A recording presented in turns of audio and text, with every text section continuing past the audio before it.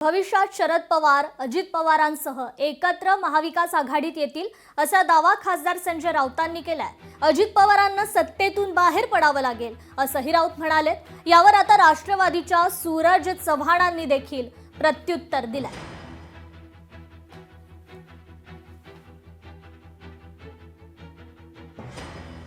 शरद पवार हे अजित पवारांसह महाविकास आघाडीत येतील असं काय विचार कर की शरद पवार आणि अजित पवार हे एकत्रित महाविकास आघाडीमध्ये म्हणजे अजित पवारांसह महाविकास आघाडीत असेल ना।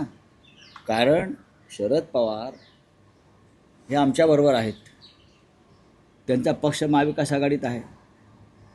अजित पवार हे महायुतीमध्ये आहेत, तरीही त्यांनी महाविकास आघाडीबरोबर पाठ लावलेला आहे।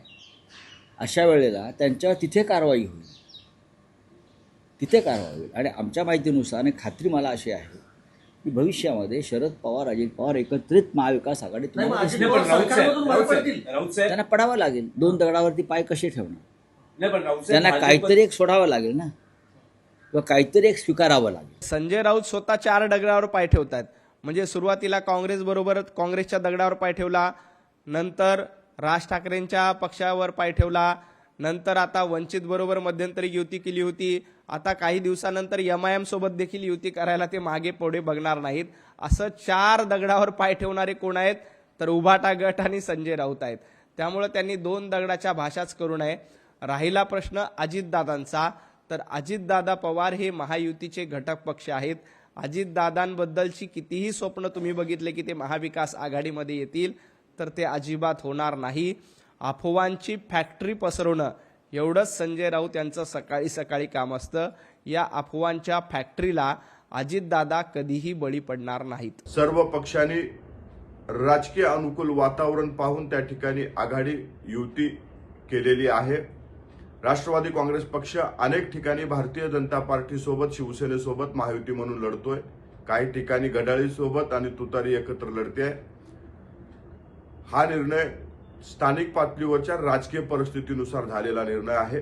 राष्ट्रवादी काँग्रेस पक्ष कालही महायुतीमध्ये होता, आजही महायुतीमध्ये आहे आणि उद्याही महायुती सोबत राहील।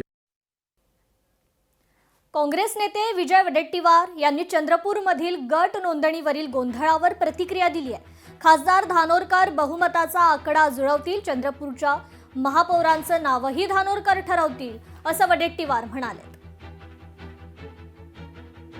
आता आमच्याकडे संख्याबळ फक्त 27 आहे आणि आमच्या बरोबर अलायन्स जे पार्टनर आहेत त्यांचे 3 पप्पू देशमुख असे 30 संख्याबळ आहे।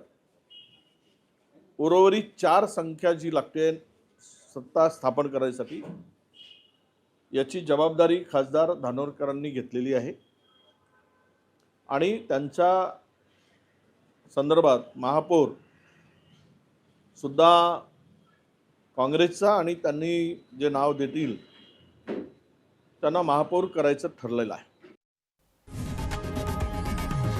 लोकशाही मराठी ऐका, पहा, जागरूक रहा।